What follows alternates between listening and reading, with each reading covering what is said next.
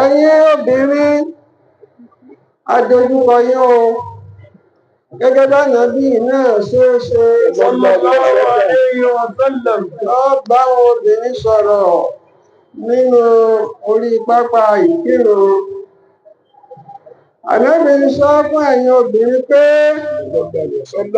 ayatu an-nisa inna alaykunna an tattaqina Allaha fi anfusikunna wa tahfazna wujudahu wa tar'ina huquqa al-azwaj wal-awlad. Ẹ̀yin obìnrin ẹ páyà Ọlọ́run. Ànábì sọ fún ayé pé ìgbà tó ń lọ sí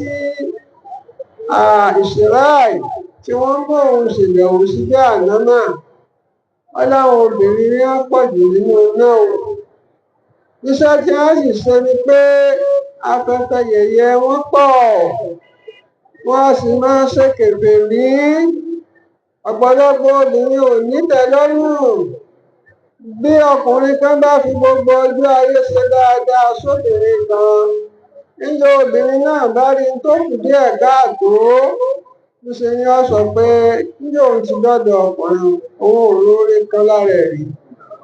Níjọ́ obìnrin bá sọ báwọn, gbogbo iṣẹ́ olóore tó bá ṣe ó ti bàjẹ́. Nítorí náà ẹ má fi ẹwà yín hàn mọ́ o. Ó tó gẹ́ o. Ó tó gẹ́ o. Àtíkè tẹ́ ń kún kiri tẹ́ ń létí lóòdẹ fi ọkùnrin ọlọ́kùnrin o.